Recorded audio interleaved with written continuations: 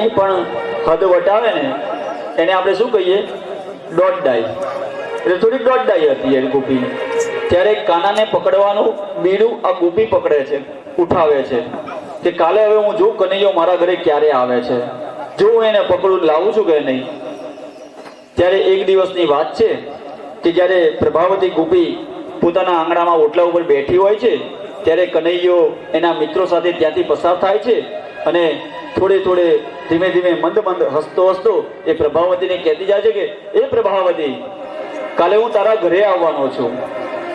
ત્યારે પ્રભાવતી પણ કહે છે કે આય તો ખરો તું. ત્યારે એ પ્રભાવતી પોતાના ઘરની અંદર પૂર્ણ તૈયારી કરે છે, પૂરેપૂરી જાલ બિછાવી દે છે. માખણ મિશ્રી થોડા સિક્કામાં બાંધીને રાખ્યા છે જેથી લાલો ત્યાં પહોંચી ના શકે. એક બાજુ થોડા થોડા દૂધ, દહીં અને પાણી બધું જમીન પર થોડું થોડું ઢોળી દે છે અને એક પલંગ નીચે, ખાટલા નીચે એ પ્રભાવતી ઘરમાં અંધારું કરીને સૂઈ જાય છે.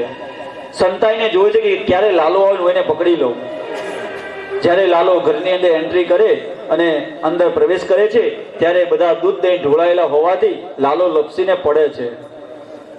તેમ છતાં પોતાના ભાઈબંધો સાથે રાખી એ સિક્કાની માથે ઉપર દહીં દૂધ લેવા દોડે છે અને એમાંનો જે એક ગોવાળ હોય છે એ જોઈ જાય છે કે એ લાલા, પેલી ગોપી આવી, જોતો ખરો. ત્યારે બધા એના ભાઈબંધો કહેવાય છે કે દોડીને ભાગી જાય છે. લાલો એ પ્રભાવતીના હાથમાં આવી જાય છે. લાલાને કહે છે કે આજે હું તને નહીં છોડું. ચાલ, યશોદામાં કહે છે ને કે તું તોફાન નથી કરતો, ચાલ હું તને લઈ જાઉં. લાલો કહે છે કે ગોપી, છોડી દે મને, હવે હું ફરી આવું નહીં કરું. હું તારા ઘરે તો શું, ગામમાં ગોકુળમાં ક્યાંય હું ચોરી કરવા નહીં જાઉં, હવે પછી નહીં કરું, છોડ દે તું મને. પ્રભાવતી કહે ના, હું તો તને આજ છોડીશ જ નહીં. પ્રભાવતી મનની અંદર વિચારે છે કે લાલાને છોડી જ દેવો છે, પણ એકવાર એની માને બતાવી દઉં પછી છોડી દઈશ. અને એની માં કદાચ યશોદા જો એને મારવા જશે ને તો એનો હાથ પકડી લઈશ, કારણ કે કનૈયો મારો ખૂબ કોમળ છે, એને વાગે, એને કોઈ મારથી ના જોવાય. માટે પ્રભાવતી આજે પોતાના હાથથી એ કનૈયાને પકડી એની માતા પાસે લઈ જાય છે. રસ્તાની અંદર એનો પોતાનો દીકરો પણ ભેગો હોય છે, બધા ગોપ મંડળ સાથે આજે એ ગોકુળની બજારમાંથી આજે કનૈયાનો હાથ પકડીને લઈ જાય છે. કનૈયો કહે છે કે પ્રભાવતી, છોડી દે, હું નહીં ભાગી જાઉં, તારી સાથે જ આવું છું, લઈ જા તું મને. છતાં ગોપી પ્રભાવતી એને છોડતી નથી અને રસ્તામાં જતા બને છે એવું કે સામેથી એક વૃદ્ધ પુરુષ, એક દાદા સામેથી આવતા હોય છે, જેથીને પ્રભાવતીને થોડીક લાશ કાઢવી પડે છે. અને એ લાશ કાઢવા માટે થોડો જેવો હાથ આમ ઊંચો કર્યો અને લાલાનો હાથ છોડ્યો એટલે લાલાએ પોતાનો હાથ છોડાવી અને એના છોકરાનો હાથ એના હાથમાં પકડાઈ દીધો. ગોપી બૂમ બરાડા પાડતી પાડતી, ચાલ તને લઈ જાઓ, હાલ તને લઈ જાઓ, આજે તને માર ખડાવું, તને છોડીશ નહીં. બરાડા પાડતી પાડતી લઈ જાય છે. ગામના લોકો પણ બધા જોવે છે કે આ એના છોકરાને શું કામ લઈ જતી હશે અને શું આ બોલે, કેમ એના દીકરાને માર ખવડાવવાનું કહે છે. પણ કોઈને સમજણ પડતી નથી કે શું થઈ રહ્યું છે. જ્યારે નંદ બાબાના આંગણામાં યશોદાના ઘરે આવે છે અને બૂમ પાડી કે એ યશોદા, જો હું આ કનૈયાને લઈને આવી છું. અને એમાં બને છે એવું કે કનૈયો એના છોકરાનો હાથ પકડાવી અને પોતો દોડતો એના ઘરમાં જઈ એના માના ખોળામાં, પાલવમાં માથું સંતાડીને સૂઈ જાય છે. ત્યારે પ્રભાવતી ત્યાં આગળ આવે છે અને કહે છે કે જો તો ખરી, હું કોને લઈને આવી છું? હું તારા લાલાને, કનૈયાને પકડી લાવી છું. મારા ઘરમાં એ ચોરી કરતો હતો, મેં એને રંગે હાથ પકડ્યો છે. યશોદા કે અલી ગાડી તો નથી થઈ ગઈ ને? શું કહે છે તું? આ લાલો તો મારો આર્યો, મારી સાથે મારા ઘરમાં છે અને તું જોતો કરી તારા હાથમાં કોણ છે, તું કોને પકડીને લાવી છું? અને જેવી પોતાની નજર એ હાથમાં જેનું ગાંડું પકડ્યું છે એને જોવે છે તો ત્યારે બીજું કોઈ નહીં પણ એનો પોતાનો દીકરો હોય છે. ઓલી પ્રભાવતી એ બધો ગુસ્સો પોતાના દીકરા ઉપર, પોતાના છોકરા ઉપર કાઢે છે અને એનો દીકરો પણ આજે માર ખાય છે પણ રાજી થાય છે કે આજે ભગવાન માટે થઈને મેં માર ખાધો, મારા લાલા માટે થઈને મેં માર ખાધો. અને કહેવાય છે કે જે ભગવાનને ખાતર જે માર ખાય ને એને ભગવાન કોઈ દી ક્યાંય માર ન ખાવા દે. ત્યારે પ્રભાવતી પોતાના દીકરાને રડતો મૂકી અને જ્યારે ઘરે પાછી જાય છે ત્યારે લાલો એક સ્વરૂપે એ પ્રભાવતીની પાછળ જઈને કહે છે, એ પ્રભલી, ખબરદાર જો આજ પછી તે મને પકડ્યો છે તો હું આજે તારા ઘરે ચોરી કરવા આવ્યો છું ને, પણ વારંવાર હું આવવાનો છું. તારથી થાય એ કરી લેજે. આજે તો મેં તારા છોકરાનો હાથ પકડી આવ્યો છે, પણ જો હવે ફરી તું મને પકડીશ ને તો તારા છોકરાનો નહીં પણ તારા વરનો તારો હાથ પકડાવી આખા ગામમાં તારી ફજેતી કરાવીશ. પ્રભાવતી પણ પોતે શર્મિંદા થઈ નજર હેઠી રાખી પોતાના ઘરે જતી રહી છે. ત્યારબાદ કહેવાય છે કે ગર્ગાચાર્ય જ્યારે આ નામકરણ સંસ્કાર કરતા હોય છે ત્યારે માં યશોદા ગર્ગાચાર્યજીને કહે છે કે મહારાજ હવે જમવાનો વખત થયો છે, તમે જરા ભોજન પ્રસાદ લઈ લો. ત્યારે ગર્ગાચાર્યજીને થોડું સીધું સામાન જમવા બનાવવાનું આપવા માટે આવે છે. ગર્ગાચાર્યજી યમુના જળમાંથી સ્નાન કરી થોડું જળ પોતાની રસોઈ કરવા માટે લેતા આવે છે અને કહેવાય છે કે પહેલા એ ખીર રાંધે છે. સુંદર મજાની સરસ એવી ખીર બનાવી અને એમનો પહેલો એવો નિયમ કે જે કંઈ જમવા માટેની વસ્તુ બનાવે એ પહેલા ભગવાનને ભોગ ધરાવો અને પછી પ્રસાદ તરીકે પોતે ગ્રહણ કરવી. અને ભગવાન જ્યારે જમતા હોય એમને ભોગ ધરાવ્યો હોય ત્યારે આ બાજુ ગર્ગાચાર્યજી પોતાના ભગવાન પરમાત્માના નામની 12 માળાઓ કરે છે. જ્યાં સુધી માળા પૂરી ન થાય ત્યાં સુધી પોતાની આંખો પોતાના નેત્ર એ ખોલતા નથી. અને એવો ભાવ કરે છે કે આ ભગવાન દ્વારકાનો નાથ આજે રણછોડરાય જમી રહ્યો છે.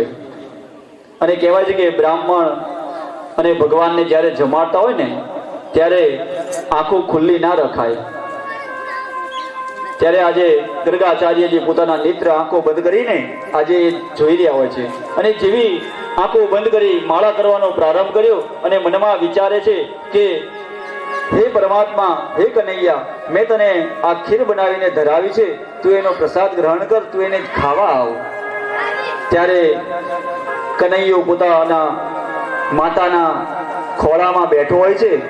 લાલાની આંખમાં ઝબકારો થયો કે મને કોક બોલાવી રહ્યું છે, કોક મને જમવા માટે આમંત્રણ આપે છે. અને એને જોયું કે ગર્ગાચાર્યજી આજે એ બનાવેલી ખીરનો ભોગ ગ્રહણ કરવા માટે ગર્ગાચાર્યજી ભગવાનને યાદ કરી રહ્યા છે કે હે પ્રભુ, તમે પધારો અને મેં જે આ પ્રસાદ મૂક્યો છે તમે ગ્રહણ કરો. કનૈયો 4 પગે ભાખોડીએ હાલતો હાલતો આજે ગર્ગાચાર્યજીની પાસે આવે છે અને ભગવાન માટે જે થાળીની અંદર ખીર ધરાવવા માટે મૂકી હોય છે એ પોતે ખાવા માંડે છે. ગર્ગાચાર્યજી પોતે પોતાની આંખો ખોલે છે અને જુએ છે કે ત્યાં આગળ કનૈયો બેઠો બેઠો ખીર ખાતો હોય છે. હાથ એના ખીરવાળા ખરડાયેલા, અડધું મોઢું બગડેલું, આજુબાજુમાં ખવાયેલી ખાધેલી ને બીજી ઢોળેલી. ગર્ગાચાર્યજી વિચારે છે કે હાય હાય, મારી આ ખીર આ કાનુડો ખાઈ ગયો, એ મારી ખીરને અડકી ગયો. યશોદાને બૂમ પાડે કે એ યશોદા, આમ આવ, જો તારા કનૈયાએ શું કર્યું, મારી ખીર એને અડકી ગયો, ખાઈ ગયો ને ઢોળી નાખી, હવે હું શું ખાઈશ. કહેવાય છે કે યશોદામાને એ યાદવ કુળ એટલે ક્ષત્રિય વર્ણ હતા, એટલે ક્ષત્રિયનું કે બીજા કોઈનું અડેલું એ બ્રાહ્મણો ઋષિમુનિઓ ખાતા નહીં. પોતે પોતાની રસોઈ બનાવીને જાતે જમતા. હવે કહેવાય છે આ ખીર મારાથી નહીં ખવાય. યશોદામાં સમજાવે છે કે ગુરુ, થોડી ભૂલ થઈ ગઈ, બાળક નાનો છે, નાદાન છે, તોફાન કરે.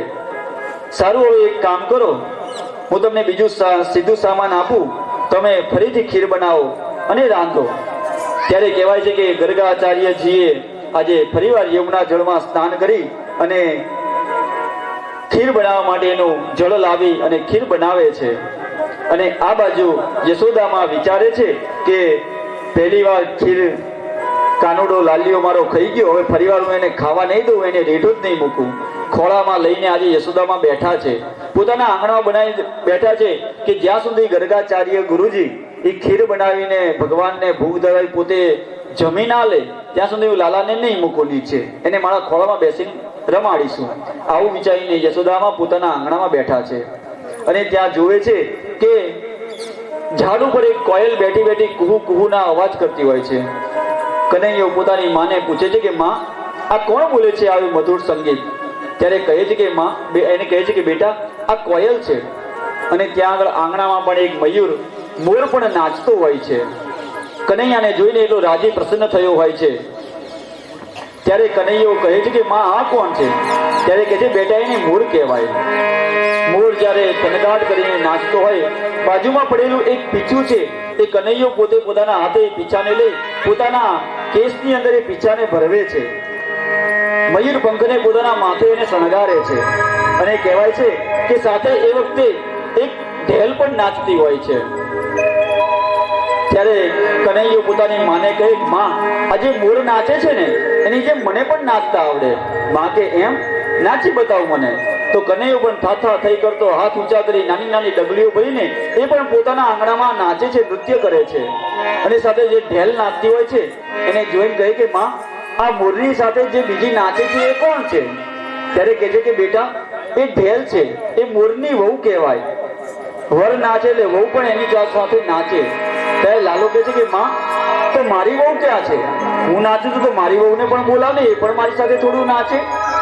ત્યારે કે બેટા લાલા તું હજી નાનો છે, તારે અત્યારથી વહુ ના હોય, તું થોડો મોટો થા પછી હું તને વહુ લાવી આપીશ, તું નાચે ને એની જોડે। ત્યારે કહેવાય છે કે માં યશોદાના આંગણામાં આજે ધન ગાટ કરીને મોર નૃત્ય કરે છે। મન મોર બની થન ગાટ કરે, મન મોર બની થન ગાટ કરે, મોર બની થન ગાટ કરે, મન મોર બની થન ગાટ કરે, અને બહુ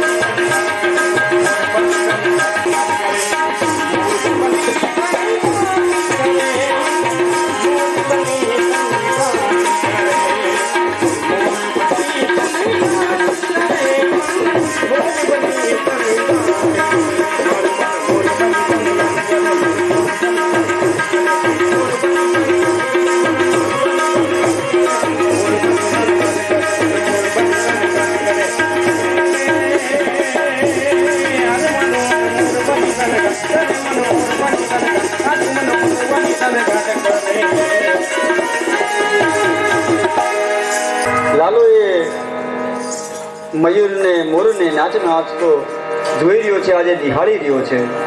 અને આ બાજુ ગર્ગાચાર્યજીએ ફરીવાર ખીર રાંધી અને તૈયાર કરી અને ફરીવાર એ જ પ્રમાણે લાલાને જમવા માટે આમંત્રણ કરે છે કે હે પરમાત્મા, મેં તારી માટે ખીર બનાવી છે, તું એને આરોગવા માટે પધાર। ત્યારે ભગવાને માયા રચી માં યશોદાની આંખો આજે જરા મીચાઈ ગઈ યશોદા માની અંદર જે નિંદ્રા દેવી પધાર્યા છે અને માની જેવી આંખો મીચી એટલે વળી પાછો લાલો પોતાના 4 પગે પાખોડીએ હાલતો આજે ગર્ગાચાર્યજીની પાસે જાય છે. ગર્ગાચાર્યજીએ જે સુંદર મજાની જે ખીર બનાવી છે એને વળી પાછો લાલો આજે આરોગે છે. ઋષિજીની હવે ગર્ગાચાર્ય જે છે કહે છે કે હમણાં તો 12 માળા પૂરી કરી, પણ હવે 12 માળા પૂરી કરવાનો હવે એમની પાસે હામ રહ્યું નહીં. એમની ધીરજ ખૂટી ગઈ અને જરા ઝીણી આંખ ખોલીને જુએ તો વળી પાછો લાલો આવીને ખીર ખાવા માંડ્યો. ત્યારે ગર્ગાચાર્ય કે લાલા, તું ફરી આજે આ મારું ભોજનને તું અડકી ગયો, મારાથી નહીં ખવાય. ત્યારે ભગવાન શ્રી કૃષ્ણ પરમાત્મા કહેવાય છે કે આ ઋષિ બ્રાહ્મણ એમને બહુ હેરાન ના કરાય, એ ઉપવાસી છે, ભૂખ્યા છે, તો લાવો એમને દર્શન આપું. ત્યારે ભગવાન નારાયણ ચતુર્ભુજે આજે ગર્ગાચાર્યજીને દર્શન આપે છે. ગર્ગાચાર્યજી આજે દર્શન કરીને ખૂબ પ્રસન્ન થયા છે કે જેનો હું મનમાં ચિંતન કરું છું, જેને હું હંમેશા યાદ કરું છું, એ લાલો આવ્યો. ત્યારે ગુરુજી વિચારે છે કે લાલો મારા હાથેથી કોળીઓ જમે તો સારું. લાલો એમની ઈચ્છા પૂરી કરે છે.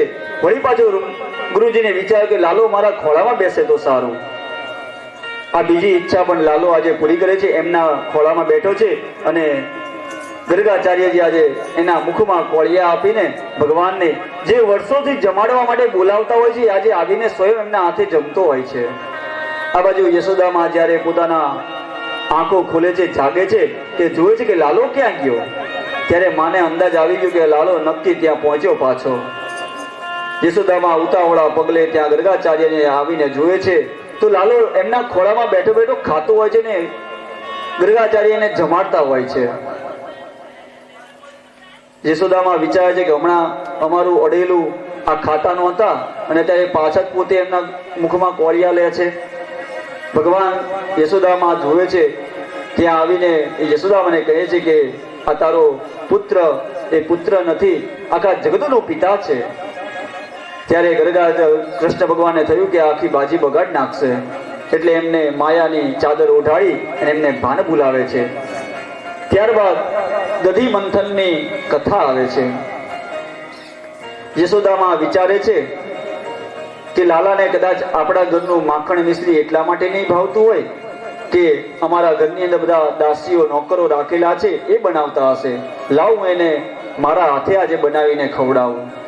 માં યશોદામાં આજે સવારના વહેલા જાગી નાઈ ધોઈ પરાવારી સ્વચ્છ વસ્ત્રો ધારણ કરી અને આજે પોતે દધી મંથન કરવા બેઠા છે. કરવું એવું ને લાલો પણ આજે વહેલો જાગી ગયો. જાગીને આવે છે પોતાની મા પાસે, સાડલો ખેંચે છે અને માને થયું કે આ ક્યાં જાગી ગયો અત્યારથી. લાલાને ભૂખ લાગી હોય છે, પોતે રડે છે. માં ઘડીક લાલાને લઈને ખોળામાં લઈને આજે બેઠા છે. ત્યારે કનૈયાને થયું કે લાવું માની પરીક્ષા કરું કે મારી માને મારામાં રસ છે કે આ સંસારના ભૌતિક કાર્યોમાં વૈભવમાં રસ છે. ત્યારે એમણે અગ્નિનારાયણને કહેવાય છે કે અગ્નિનારાયણને કીધું કે તમે જાઓ ચૂલામાં ઉત્પન્ન થાઓ. અને ચૂલા ઉપર જ્યારે અગ્નિ ઝબકી ઉઠ્યો, ચૂલા ઉપર રાખેલું દૂધ છે એ ઉકળવા લાગ્યું, ગરમ થયું. ત્યારે યશોદામાં પોતે પોતાના ખોળામાં રહેલા લાલાને નીચે મૂકી અને ચૂલા ઉપરથી દૂધની તપેલી ઉતારવા માટે રસોડામાં જાય છે. લાલાને થયું કે મારી માં એ મારી પાછળ નહીં પણ આ સંસારના સુખ વૈભવની પાછળ પડી છે. એને દૂધની ચિંતા છે, એને મારી ચિંતા નથી. આપણે પણ આ જીવનના સુખને ત્યજી અને જો જીવનના સાધનો પદાર્થો તરફ પાછળ દોટ મૂકશું આંધળા બનીને, અને ભગવાન તરફ જો આપણું ધ્યાન નહીં હોય તો કહેવાય છે કે ભગવાન પણ આપણું ધ્યાન નહીં રાખે. આપણે ઈચ્છતા હોય કે ભગવાન આપણું ધ્યાન રાખે તો આપણે પણ ભગવાનનું થોડું ધ્યાન રાખવું. જેવું આપણું ધ્યાન ભટક્યું અને આ સંસારની અંદર મન ફસાયું તો કહેવાય છે કે ભગવાન પણ આપણે ત્યજી દેશે. માટે માં યશોદા પાસેથી કહેવાય છે કે દધી મંથન કરતા હોય છે. એટલામાં લાલાને થયું કે મારી માએ લૌકિક સુખની અંદર એમને સુખ છે, માટે બાજુમાં પડેલો એક ચટણી વાટવાનો જે પથ્થર હતો એ પથ્થર ઉઠાવી ઉચકી અને માખણની ગોળી ઉપર મારે છે અને એને તોડી નાખે છે, ફોડી નાખે છે. માં આવીને જુએ છે કે ચારેય કોર દૂધ દહીંની ઢોળાયેલા છે, મટકીઓ ફૂટી ગઈ છે. માં આજે ઘણી ગુસ્સામાં આવી કે લાલા, હું તને નહીં મૂકું આજે. બધા જે ગોકુળવાસીઓ કહે છે કે એ વાત સાચી છે. ત્યારે માં આજે લાલાને બાંધવા તૈયાર થઈ છે કે જે ખાંડણિયા ઉપર ચડીને લાલાએ માખણ મિશ્રી તોડે છે એ જ ખાંડણીયું લાવી માં યશોદા આજે દોરડું એટલે કે દામણું લઈને લાલાને બાંધે છે.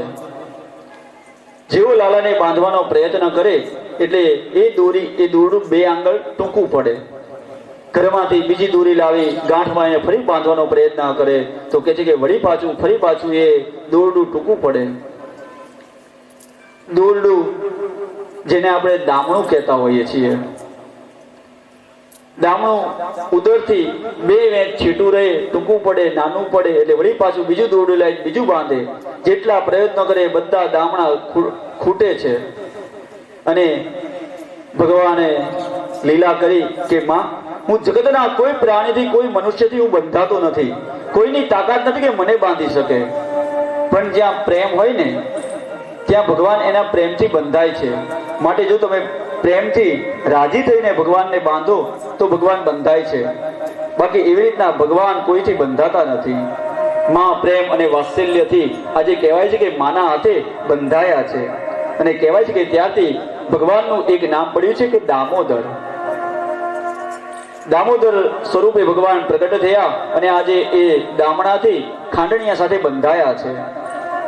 ત્યારે બધા ગોપ મંડળોના મિત્રો બધા આવે છે અને માને પ્રાર્થના કરે કે માં, તમે એને છોડી દો, લાલાને બાંધશો નહીં, એને દુઃખ થશે, એને કષ્ટ પડશે. એ પોતાના માટે ચોરી નહોતો કરતો, એ તો બધો અમારા માટે ચોરી કરતો હતો. એ બધું ચોરી કરી કરીને અમને ખવડાવો, અમે બધા એની સાથે જ છીએ. તમારે બાંધવું હોય તો મને બાંધી દો. બાળકો બધા પોતપોતાના ઘરે જાય છે, યશોદામાં ખીજાય છે એટલે. ત્યારે બાળકો પણ બધા પોતાની માને જઈને વાત કરે છે કે માં, આજે યશોદાએ લાલાને બાંધ્યો છે. ગોપીઓ પણ બધી આજે દોડી આવે છે અને માં યશોદાને વિનંતી કરે છે કે માં, તમે આ શું કરો છો? તમને આ શું સૂઝ્યું કે તમે લાલાને બાંધો છો? તમે લાલાને બાંધશો નહીં. યશોદામાં કહે છે કે ના, હું આજે નહીં છોડું, હું આજે એને બાંધીશ. યશોદામાને પણ દુઃખ થાય છે કે મેં મારા લાલાને બાંધ્યો. માં વિચારે છે કે હમણાં થોડી એના માટે હું રસોઈ બનાવી લઉં અને રસોઈ બનાવી હું એને છોડી અને મારી હાથે જ મારા ખોળામાં બેસાડી હું એને જમાડી દઈશ અને મનાવી લઈશ. એને ખાલી આ શિક્ષા હું થોડા પૂરતી જ કરું છું. માં જેવા રસોડામાં ગયા ત્યારે લાલો કહે છે કે હે મિત્રો, જો હું આજે તમને એક બળદગાડાની રમત દેખાડું. બાળકો પૂછે કે કઈ રીતના? ત્યારે કહે છે કે હું આજે બળદ બનીશ અને આ ખાંડણીઓ છે ને એ મારું ગાડું બનશે, એટલે બનશે બળદ ગાડું. કનૈયો લાલો આજે એ ખાંડણિયાને ખેંચી અને પોતાના આંગણામાં ડેલી તરફ દોટ મૂકે છે. અને જેવી એ દોટ મૂકી ત્યારે કહેવાય છે કે એમના આંગણામાં જે 2 ઉભેલા વૃક્ષો, જે 2 ઝાડ હતા, એ ઝાડના વચ્ચેથી એ લાલો નીકળવાનો પ્રયત્ન કરે છે. જેવો 2 ઝાડ વચ્ચેથી નીકળવા જાય કે પેલું ખાંડણીઓ જે બાંધેલો હતો એ 2 ઝાડમાં ફસાઈ જાય છે. અને જેવો ઝાડમાં એ ખાંડણીઓ ફસાયો એટલે લાલાએ જોરથી ખેંચી અને એ ઝાડને કહેવાય છે કે તોડી નાખ્યા અને દામણાને ખેંચી લીધું, ખાંડણીયાને ખેંચી લીધું. જેવો જોરથી ધક્કો માર્યો એટલે બંને ઝાડ ઉખડીને જમીનમાંથી ભોંય ઉપર પડ્યા. અને કહેવાય છે કે જ્યારે એ ધડામ દઈને જે વૃક્ષો જમીન ઉપર પડ્યા ત્યારે એમાંથી 2 દિવ્ય પુરુષો બહાર આવ્યા છે. એ દિવ્ય પુરુષો બીજા કોઈ નહોતા, એ કુબેરના 2 પુત્ર નળ કુબેર અને હયગ્રીવ હતા. એ પૂર્વ જન્મની અંદર જ્યારે સરોવરની અંદર સ્નાન કરતા હોય છે ત્યારે પોતાના મદની અંદર, પોતાના ધન વૈભવના અભિમાનની અંદર આવેલા ઋષિ મુનિને જોતા નથી અને યુવાન અપ્સરાઓ સાથે સ્નાન કરતા હોય છે. નારદજીને થયું કે આ પવિત્ર તીર્થની અંદર આ જે આવી રીતના સ્નાન કરે છે એ યોગ્ય નથી. તીર્થ સ્નાનનો આપણને પાપ લાગે. આપણે પણ કોઈ તીર્થ સ્થાને યાત્રા કરવા જઈએ ત્યારે ત્યાં જે જગ્યાનું સ્થળનું જે પવિત્ર હોય એ આપણે જાળવવી પડે, નહીતર આપણને એનો દોષ લાગે છે. અન્ય ક્ષેત્રે કૃતમ પાપ તીર્થ ક્ષેત્રે ભવિષ્યતિ, તીર્થ ક્ષેત્રે કૃતમ પાપ વ્રજ લેપો ભવિષ્યતિ. આપણે અન્ય કોઈ ક્ષેત્રમાં જો પાપ કરીએ ને તો આપણને તીર્થ ક્ષેત્રના પુણ્યનું ફળ મળતું નથી, પણ આપણે તીર્થ ક્ષેત્રમાં જો પાપ કરીએ તો આપણને વૈકુંઠની પણ પ્રાપ્તિ થતી નથી અને ઘોર નરક આપણે ભોગવવું પડે છે. માટે તીર્થ ક્ષેત્રમાં કહેવાય છે કે પાપ ન કરવું. ત્યારે નારદજી એમને શ્રાપ આપે છે કે તમે ગોકુળની અંદર નંદ બાબાના ઘરે ઝાડ થઈને તમારો વાસ થશે, અને જ્યારે ભગવાન શ્રી કૃષ્ણ એમનું પ્રાગટ્ય થશે અને એ તમને જ્યારે સ્પર્શ કરશે ત્યારે તમારો આ ઝાડ યોનિમાંથી તમે મુક્ત થશો. અને એ નારદજીના શ્રાપને કરીને આજે એ નળ કુબેરને બંનેને એમના કહેવાય છે કે શ્રાપમાંથી મુક્ત કર્યા છે. ત્યારબાદ ભગવાન પોતે જે દોરીથી બંધાયા, માને ઘણું દુઃખ થયું કે મેં મારા લાલાને આજે દોરડીથી બાંધ્યો અને યમલાજુને આ કરી અને મોક્ષની પ્રાપ્તિ કરાવી. નંદ બાબા પણ પોતે જ્યારે ઝાડ પડવાનો અવાજ સાંભળી અને પોતાના ઘરે આવે છે ત્યારે એ જોવે છે કે લાલો ત્યાં આગળ ઊભેલો છે, બાજુમાં દામણાથી ખાંડણીયું બાંધેલું છે અને બે ઝાડો એક જગ્યાએ પડ્યા છે. લાલાના આવીને ખબર અંતર પૂછે છે, એને ઉચકી લે છે કે લાલા તને કાંઈ થયું તો નથી ને? લાલો કહે છે કે ના, હું એમ કેમ છું. ત્યારબાદ સુખિયા માલણની કથા આવે છે. ગામની અંદર એક ગોવાલણ છે જે પોતે ફળ વેચી અને પોતાનું ગુજરાન ચલાવે છે. આટલા દિવસો વીતી ગયા છે છતાં આજે એને લાલાના દર્શન નથી થયા. સુખિયા માલણ કહે છે કે કનૈયાના બધા આટલા બધા વખાણ કરે છે, આ બધાને કનૈયાના દર્શન થયા, પણ મને હજી કેમ લાલાના દર્શન નહીં થયા હોય? શું મેં કોઈ ગયા જન્મમાં કોઈ પાપ કર્યું હશે? ત્યારે એક બ્રાહ્મણ પાસે જાય છે, બ્રાહ્મણને વિનંતી કરે છે કે હે મહાત્મા, હે બ્રાહ્મણ, મને કોઈ આપ સારો રસ્તો બતાવો કે જેથી કરીને મને કનૈયાના દર્શન થાય. બ્રાહ્મણ જોઈને કહે છે કે તમે ભગવાનની નાઈ ધોઈને 108 મણકાની માળા ફેરવો અને આવો નિયમ તમે લ્યો એટલે 3 મહિનામાં તમને દર્શન થશે. સુખિયા માલણ કહે છે કે મારી પાસે આવો સમય, મારો ટાઈમ ના હોય. રોજ સવારમાં ઉઠીને મારે ફળફળાદી વેચવા જવું પડે અને જો હું વેચવા ન જઉં તો મારા છોકરાઓ, મારા દીકરાઓ બધા ભૂખે ટળવળે, એ બધા ખાઈશું, મારે તો જવું જ પડે. ત્યારે બ્રાહ્મણ બીજો એમને પણ એક ઉપાય બતાવે છે કે તો તારેથી એ વસ્તુ ન થતું હોય તો એક કામ કર, તું જ્યારે ગોકુળમાં ફળફળાદી વેચવા જા ત્યારે નંદ બાબાના ઘર ફરતા 108 ફેરા બનવાના, તારે ફળફળાદી પણ વેચવાનું, લાલાનું મનમાં નામ ચિંતન કરવાનું અને સાથે 108 પ્રદક્ષિણા પણ કરવાની. ત્યારે પેલી સુખિયા માલણ કહે છે કે આનો વાંધો ને, આ અમારાથી થશે. ત્યારે કહેવાય છે કે એ સુખિયા માલણ રોજ સવારે ફળફળાદી ગોકુળમાં વેચવા જાય ત્યારે ફરતી જાય, ફળફળાદી વેચતી જાય અને ભગવાનનું સ્મરણ કરતી જાય. આ બાજુ લાલાને પણ ખબર મળી કે આ જીવ કેટલા મહિનાથી મારું આરાધન કરી રહ્યો છે, આજે મારે એની ઈચ્છા પૂરી કરવી જોઈએ. ત્યારે લાલો પીળા પિતાંબર પહેરી અને કહે છે કે બાર આંગણામાં આવી સુખિયા માણસ ફળનો ટોપલો લઈને બેઠી હોય છે. આવીને કહે છે કે મને ફળ આપો. સુખિયા મારણ કહે છે કે હું ફળ વેચવા નહીં પણ વેચવામાં આવી છું. કનૈયા, તું થોડું તારા ઘરમાંથી અનાજ લઈ આવ તો હું એના બદલામાં તને ફળ આપું, અને જો તું મને અનાજ નહીં આપે અને હું તને એમને ફળ આપીશ તો મારા છોકરાઓ રજડી પડશે, મારા છોકરાઓ ઘરે શું ખાશે? સુખિયા માલણને પણ આજે દુઃખ થયું કે મેં આ શું કર્યું? નાના કનૈયા માટે મેં એની પાસે અનાજ માગ્યું, બદલામાં ધન માગ્યું, બે ફળ હું શું કનૈયાને નહોતી આપી શકતી? અંદરો અંદર એને મનમાં ઘણું દુઃખ થાય છે.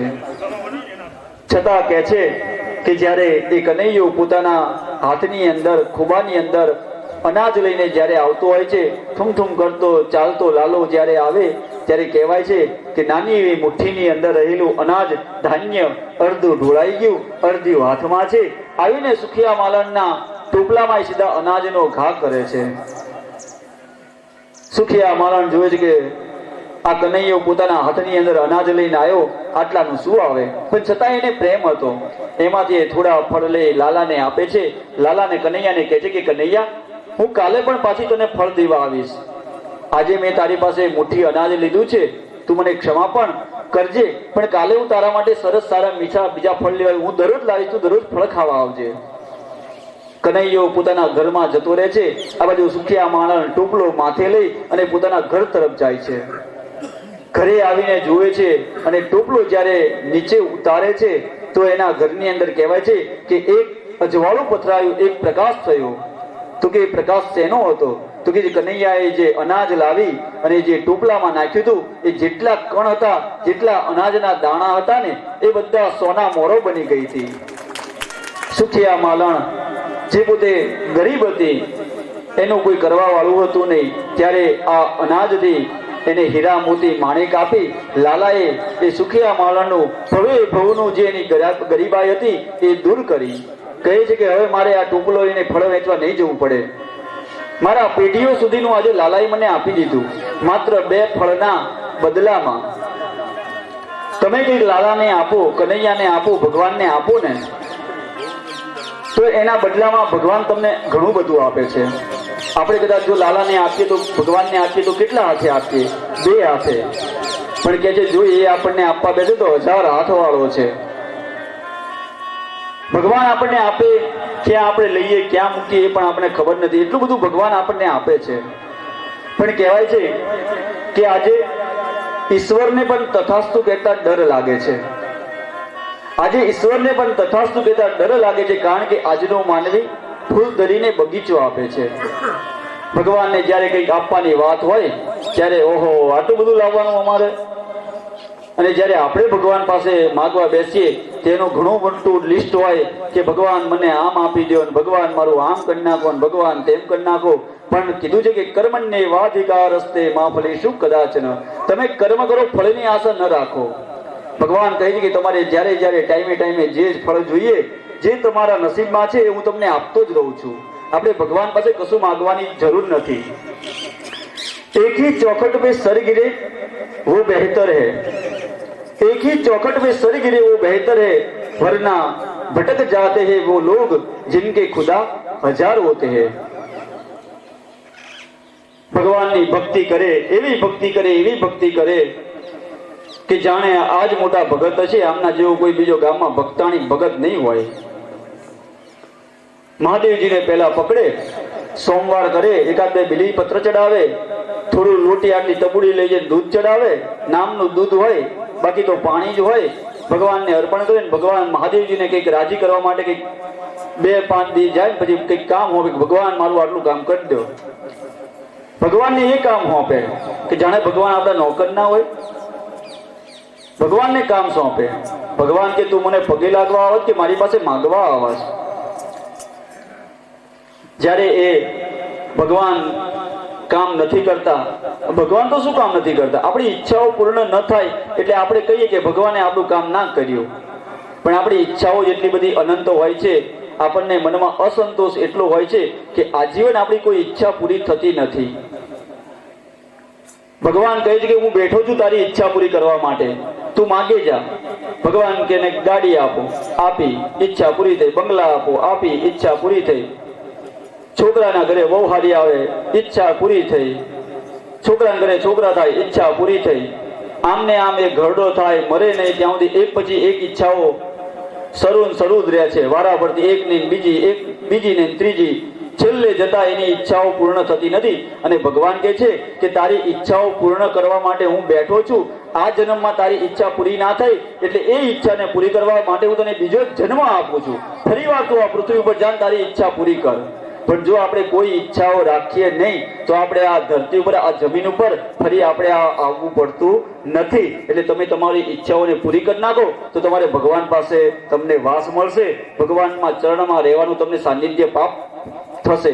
પણ જો તમે તમારી ઈચ્છાઓને ચાલુ રાખશો એક પછી એક, તો આપણે એ ઈચ્છાઓને પૂરી કરવા આ પૃથ્વી ઉપર આવવું જ પડશે. એ નક્કી છે. તમે તમારી ઈચ્છાઓને પૂર્ણ કરી નાખો. ભગવાને જે આપ્યું છે એમાં સંતોષ માનો. ત્યારે મહાદેવજીને રાજી કરવા માટે મહાદેવજી કામ ના કરે એટલે મહાદેવજીને પડતા મૂકવાના. વળી પાછા હનુમાન દાદાને ચાલવાના, શનિવાર કરવાના, તેલ ને મળી ચડાવવાની, હનુમાન દાદાને કામ સોંપવાનું, હનુમાન દાદા કામ ના કરે હનુમાન દાદાને મૂકવાના, પડતા જાય એમના ઘેર, વળી પાછા ગણપતિ દાદાને ચાલવાના, 2-5 ચોથો ભરવાની, લાડવા ધરાવવાના, એ કામ ના કરે એટલે ગણપત દાદા જાય ઘેર, વળી પાછા માતાજીને ચાલશે, 1-2 પૂનમો ભરશે, રવિવાર ભરશે, હુકડી ધરાવશે, અગરબત્તી, નાળિયેરના તોરણ ને આન તેન કેટલું માતાજી ના એટલે માતાજીને પડતા મૂકે. આમને આમ આપણા જીવનમાં બધા ભગવાનો માતાજીને બદલતા રહીએ છીએ. ભગવાનને માતાજીને બદલવાની જરૂર નથી, બદલાવાની આપણે જરૂર છે. તમારા જ્યારે ઈચ્છાઓ પરિપૂર્ણ થશે, ત્યારે તમારી ઈચ્છાઓનો જ્યારે અંત આવશે ને, ત્યારે આપણું જીવન કહેવાય છે કે સાર્થક થશે, અને આ ભવ્ય ભવના જે આપણા આંટા ફેરા છે એ આપણા મટી જશે. આપણે માટે ઈચ્છાઓને પૂરી કરો, અને ઈચ્છાઓ પૂરી નહીં કરતો આપણે આવવું જ પડશે, એ નક્કી છે. ત્યારે કહેવાય છે કે એ ઈચ્છાઓને પૂરી કરવા માટે ભગવાન કહે છે કે હું બેઠો છું. સુખિયા માલણને એના ભવ્ય ભવનું દરિદ્ર દૂર કરી ભગવાને એને આશીર્વાદ આપ્યા છે. ત્યારે કહે છે કે ભગવાન જ્યારે થોડા મોટા થયા ત્યારે ભગવાનને આજે વાછરડા ચડાવવા જવાની ઈચ્છા થઈ છે. માતાને યશોદાને કહે છે કે માં હવે હું મોટો થઈ ગયો છું, મને મારે વાછરડા ચરાવવા જવું છે. કનૈયા કે બેટા તું હજી નાનો છું, તારી ઉંમર નથી, એ તો બધા મોટા ગોકુળના ગોવાળિયા છે, એ બધા જાય બેટા, તું હજી નાનો છે. ત્યારે કહેવાય છે કે નંદ બાબા એને સમજાવે છે કે લાલો હવે મોટો થયો છે, થોડો થોડો વાછરડાઓને ચરાવવા જાય તો એને થોડી કસરત થાય, એ થોડો હષ્ટપુષ્ટ થાય તો સારું છે, એ બાને એને આપણે મોકલીએ. ત્યારે કહેવાય છે કે એ જ્યારે વાછરડાઓને ચરાવવા જાય છે ત્યારે વૃક્ષ પાલન તરીકે એ ભગવાન પ્રસિદ્ધ થાય છે. અને ત્યાર પછી ભગવાન પોતે નંદ બાબા અને એ ગોકુળ ગામની અંદર એક ઉપનંદ કાકા હોય છે. એ ઉપનંદ કાકા કહે છે કે આ ગોકુળની અંદર જ્યારથી લાલો આવ્યો છે ત્યારથી અહીંયા બધા મોટા ઉત્પાતો થવા માંડ્યા છે, સંકટો આવવા માંડ્યા છે, માટે આપણે બધા આ ગોકુળને છોડીને હવે વ્રજમાં જઈએ. વ્રજ ઘણું મોટું છે, ત્યાં આપણા બધાનો સમાવેશ થઈ જશે. ત્યારે કહેવાય છે કે નંદ બાબાના એમને માની આજે બધા વ્રજમાં રહેવા જાય છે. અને ત્યાં આગળ કહેવાય છે કે એક વાંસળી એ નંદ બાબાનું સરસ એવી વાંસળી વગાડતા હોય છે. કનૈયો કહે છે કે નંદ બાબા મને તમારી જેવી વાંસળી વગાડતા શીખવાડો ને. ઉપનંદ કાકા કહે છે લાલા તું હજી નાનો છે, હું કેટલા વર્ષોથી વગાડું છું ત્યારે આટલું ભાન શીખ્યો છું. આમાં જાત જાતના કેટલાય પ્રકારના રાગ આવે, એ તને આવડે નહીં, સમય આવતા હું તને શીખવાડી દઈશ. ત્યારે કહેવાય છે કે ઉપનંદ કાકા કહે છે કે જંગલની અંદર એ જાય છે, વાંસનું એક ઝાડ હોય છે, અને ઉપર નંદ બાબા ઉપનંદ કાકાને કન્યા કહે છે કે તમે અહીંયા જાઓ, એ વાંસ કાપી લાવો અને મને વાંસળી આપો. ત્યારે કહેવાય છે કે ઉપનંદ કાકા જાય, જ્યારે વર્ષોથી એક તૈયાર કરેલી વાંસળી ઉપર પડી હોય એ વાંસળી લાવી વાંસમાંથી વાંસળી બનાવે છે અને એ આજે કનૈયાને આપે છે. કનૈયો એવી સરસ એવી વાંસળી વગાડે છે કે બધા એમાં મંત્રમુગ્ધ થઈ ગયા છે. જે ગાયો બધી બહાર ચરવા ગઈ હતી એ બધી લાલાની પાસે આજુબાજુમાં આવીને વિખડાઈ ગઈ છે. બધા ગોપ બાળકો લાલાને કહે છે કે લાલા તું આવી સરસ એવી વાંસળી વગાડે છે, તે બધી ગાયો બધી વાછરડાઓ બધા આજે અહીંયા આવી ગયા, નહીં તો અમારે એમની પાછળ ભટકવું પડતું હતું, બધી ગાયોને ગોતવી પડતી હતી, પણ હવે તું વાંસળી વગાડીશ ને એટલે અમારે એમને ગોતવા નહીં જવું પડે. સુંદર એવી વાંસળી આજે વૃંદાવનની અંદર લાલો વગાડે છે અને મંત્ર મુગ્ધ કરી રહી છે. વાગે છે વાગે છે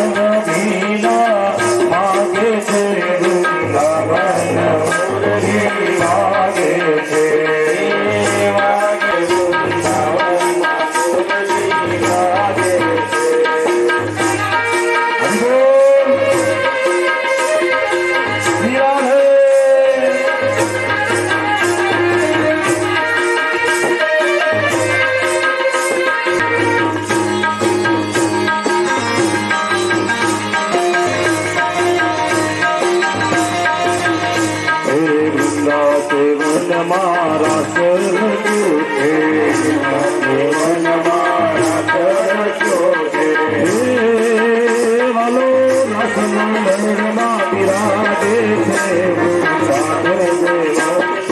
વાગે છે વાગે છે રે વાગે છે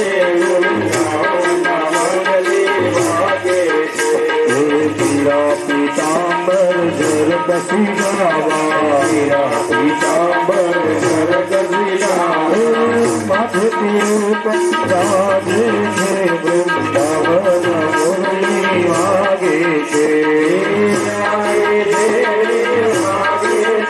વૃંદાવન મુરલી વાગે છે સાને તે કુંડળ મસ્તક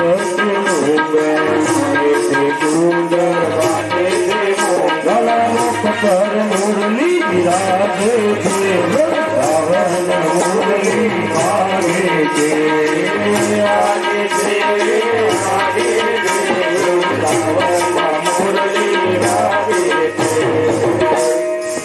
વૃંદાઈ આજે વાંસળી વગાડતા શીખી ગયો છે. ત્યારબાદ કહેવાય છે કે વાછરડાને ચરાવતા ચરાવતા 5 વર્ષનો કનૈયો છે કે લાલો જ્યારે 5 વર્ષ પોતાના પૂર્ણ કરી અને 7મા વર્ષમાં બેઠો છે ત્યારે લાલાની ઈચ્છા થઈ કે માં હવે હું મોટો થયો છું, હવે વાછરડાઓને નહીં મારે ગાયોને ચરાવવા જવું છે.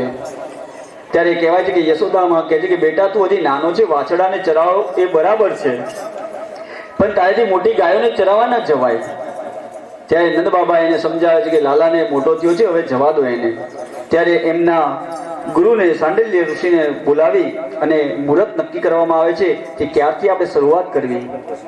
ત્યારે જન્માક્ષર જોઈને ગર્ગાચાર્યજી મુહૂર્ત કાઢી આપે છે કે કાર્તક માસની શુક્લ પક્ષની અષ્ટમી એટલે કે 8મના દિવસે જેને આપણે ગોપાષ્ટમી કહીએ છીએ એ દિવસનું ગુરુજીએ મુહૂર્ત કાઢી આપ્યું. અને એ દિવસ જ્યારે નજીક આવ્યો ત્યારે કનૈયાએ યશોદામાએ નંદ બાબાએ ગાયની પૂજા કરી, ગાયને પુષ્પની માળા પહેરાવી, ગાયને મોદક લાડુઓ પ્રસાદ ધરાવ્યો અને પછી કહે છે કે આજે લાલો ગોપાલ બન્યો છે, આજે ગોવાળ બન્યો છે. લાલો આજે વનની અંદર ગાયોને ચરાવવા જાય છે અને ગોવાળિયાનું રૂપ એને ધારણ કર્યું છે અને ગોપાલ બન્યો છે. ત્યારે લાલો જ્યારે કનૈયો વનની અંદર ગાયો ચરાવવા જાય ત્યારે એની માતા યશોદામાં એમને ચપ્પલ આપે છે પહેરવા. ત્યારે લાલો કહે છે કે માં, વન વગડાની અંદર મારી ગાયો ઉઘાડા પગે ચાલે અને હું ચંપલ પહેરીને ચાલું એ યોગ્ય ન કહેવાય. કાંટા કાંકરા મારી ગાયોને વાગતા હોય અને હું ચંપલ પહેરીને જેવું પાદુકા પહેરું એ વ્યાજબી નથી. હું પણ મારી ગાયોની સાથે ઉઘાડો ચાલીશ. કહેવાય છે કે કૃષ્ણ ભગવાન જ્યાં સુધી નાના હતા, ગોકુળમાં વૃંદાવનમાં હતા, ત્યાં સુધી એમણે 4 નિયમો 4 પ્રતિજ્ઞાઓ લીધી છે કે ગોકુળમાં હોઉં ત્યાં સુધી હું સિવેલા કપડાં નહીં પહેરું. લાલાએ સિવેલા કપડાં પહેર્યા નથી, માત્ર પિતાંબર પહેરી અને ઉપવસ્ત્ર નાખીને કનૈયો હોય છે. બીજા નંબરે લાલાએ હાથમાં ગોકુળમાં હતો ત્યાં સુધી અસ્ત્ર શસ્ત્ર લીધું નથી, માત્ર વાંસળી વગાડે છે ને વાંસળી હાથમાં હોય છે. ત્યારબાદ કહેવાય છે કે લાલાએ પોતાના માથાના કેશ એટલે વાળ નથી ઉતરાવ્યા, એમણે વાળ નથી કપાવ્યા. ત્યારબાદ પગમાં જોડા ચપ્પલ એટલે કે પગરખા નથી પહેર્યા. આ 4 પ્રતિજ્ઞાઓ એ કાનાએ લીધી છે. ત્યારબાદ આગળની કથામાં ધેનુકાસુરનો વધ કર્યો છે. એક વનની અંદર જંગલમાં ખૂબ કોઠાના અને બોરના ઝાડ છે. કનૈયો કહે છે કે ચલો આપણે બધા ત્યાં આગળ કોઠાને બોર ખાવા જઈએ. બધા એના મિત્રો કહે છે કે લાલા ત્યાં આગળ ના જવાય, ત્યાં આગળ ધેનુકાસુર નામનો એક મોટો ભયંકર રાક્ષસ છે. એનું નામ ધેનુકાસુર છે, એનો આકાર ગધેડા જેવો છે. ત્યારે કહે છે કે ચલો તમતાર હું બેઠો છું, આપણે બધા જઈએ.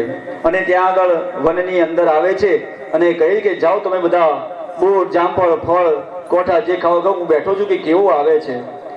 અને બધા જ્યારે અંદર વનની વાડીમાં ઉતરે છે, સામેથી ધેનુકાસુર દોડતો દોડતો આવે છે. ત્યારે કૃષ્ણ ભગવાન બલરામજીને પોતાના ભાઈને કહે છે કે ભાઈ દાઉજી મારો તમે આને.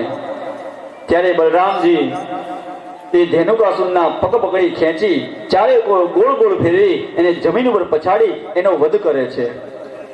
કનૈયાએ આ ધેનુકાસુર વધનો એ વધ બલરામજીના હાથે કરાયો છે.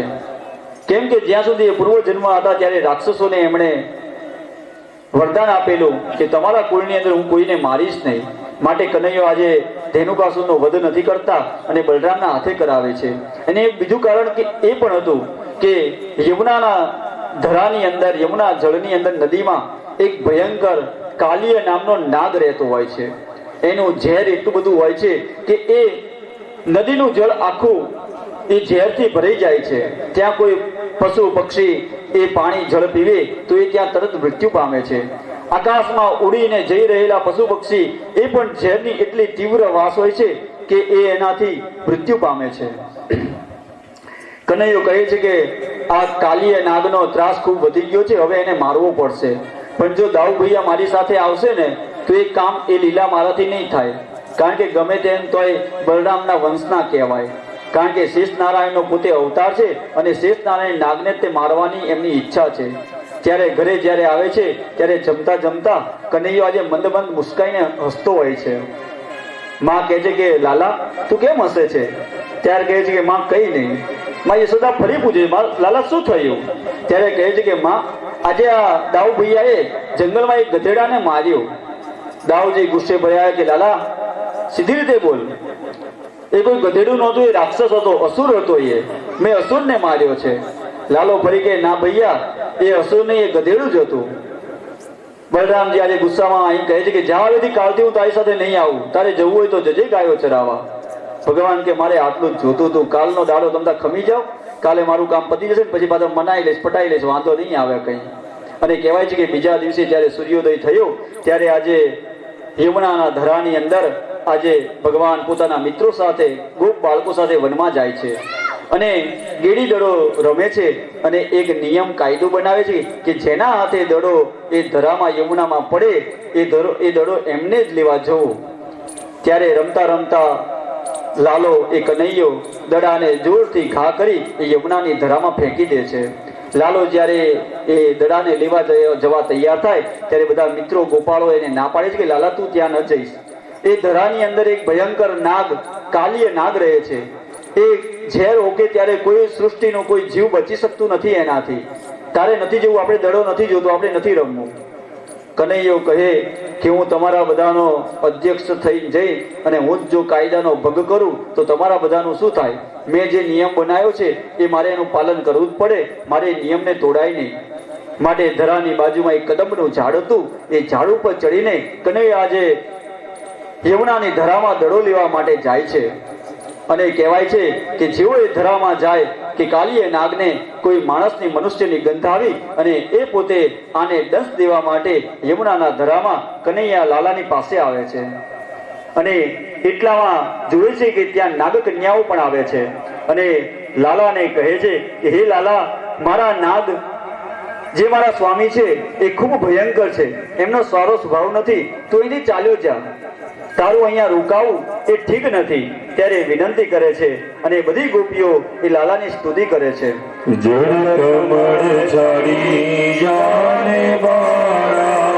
સ્વામી અમારો જાગશે જાગશે તને મારશે મને બાર હત્યા લાજશે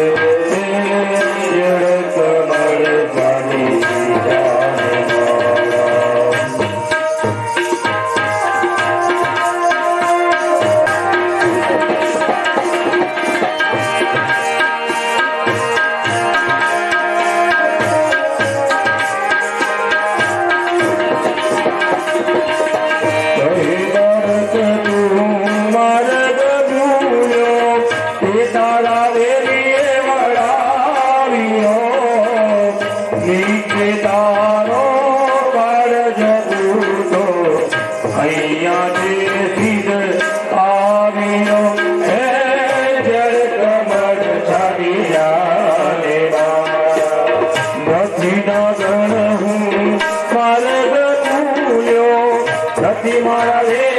મારા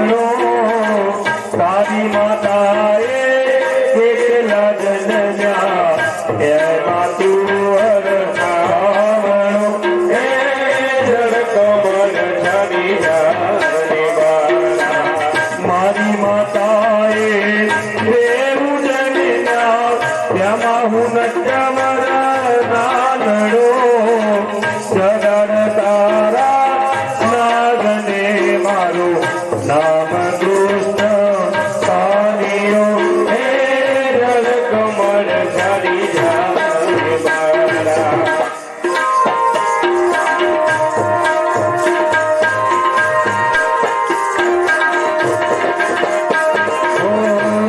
સવાનો તારો હારે આપું રે તુજીને દોરિયો આટલું મારા નાગતી છાનું આપું તુજીને દોરિયો હે જળ કમળ છડી જાને બાળા સુકરુણા હારે તારો દોરિયો સાને કાવે નાગણ તારે કરવી ઘરમાં ચોરીઓ હે જળ કમળ છડી જાને બાળા ચરણ ચાપી મૂછ મરડી નાગણે નાગ ગાડીઓ સુતોને બળવંત બોઈ બાળગણે આવ્યો હે જળ કમળ છડી જાને બાળા દેવ વડિયા સહસ્ર ફેરા ફૂકવે ગગન ગાજે આવ્યો હે જળ કમળ છડી જાને બાળા હે નાગણ સૌ શિલા पे तेरे से नागने बहुत से आपसे मथुरा नगरी માં લઈ જશે પછી સાધુ કાપતે હે જળ કમળ છડી જાને બાળા જળ કમળ છડી જાને બાળા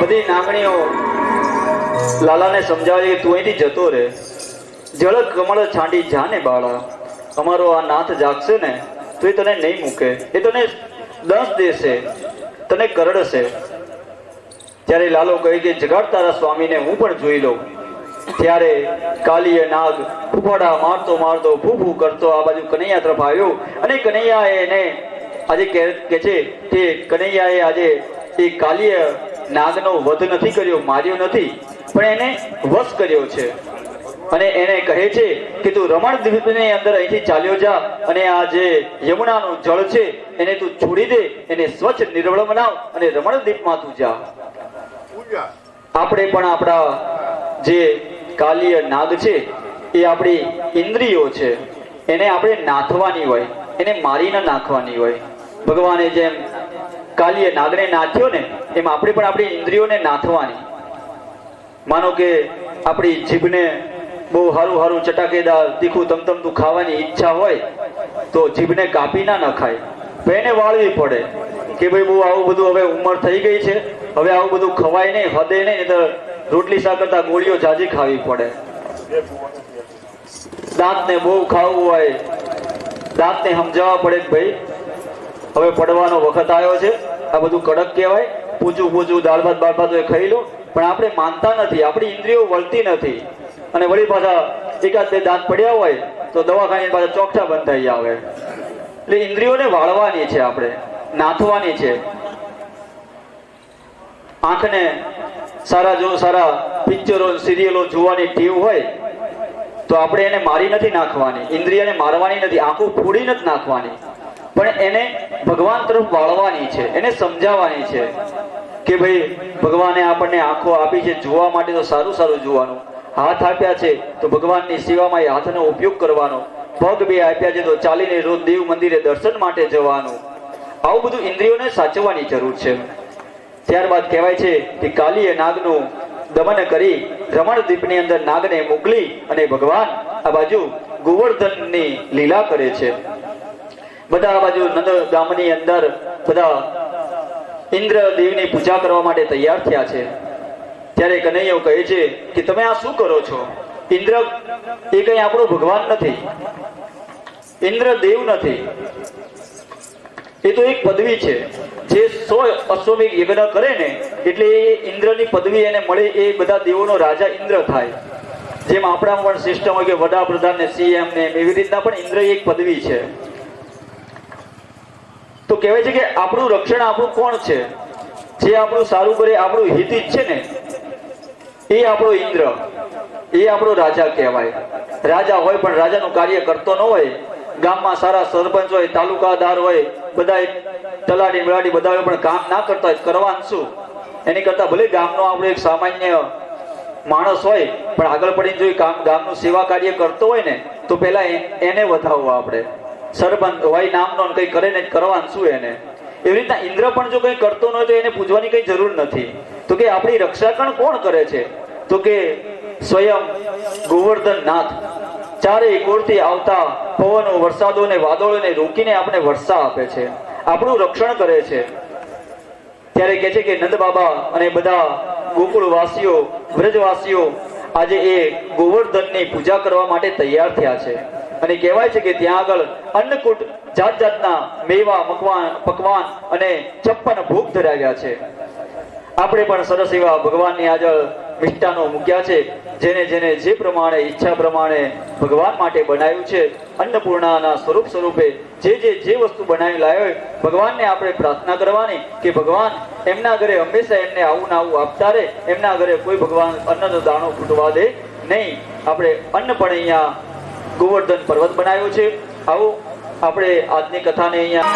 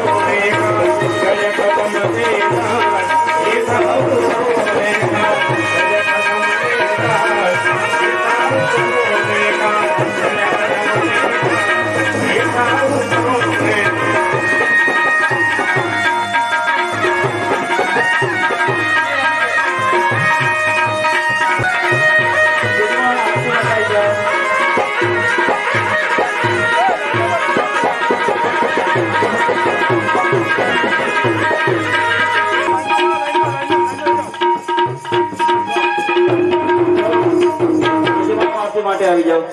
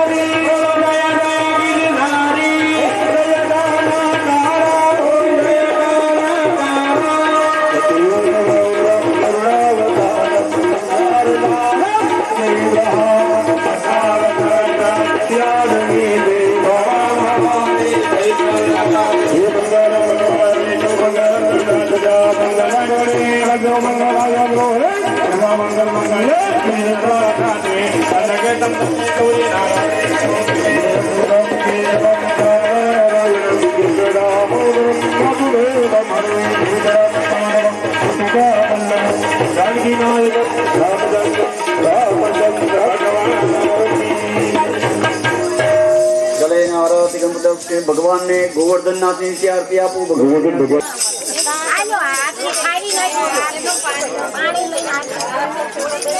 ભાઈ પાણીનો ગ્લાસ લઈ પાણી પીવડાવ દે. એક પાણી પીવડાવ છે.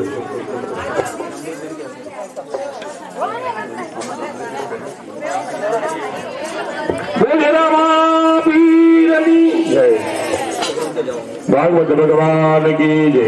ભાઈ ગોવાળિયાઓ છોકરાઓ જઈ શકે છે બધા. હવે તમે જઈ શકો છો અને વસ્તુ બધું કમ્પ્લેટ કાઢી મૂકી દેજો. હું આવું છું ભાઈ ત્યાં આગળ. ભગવાન આનાથી વધારે હાજરી શું હોય?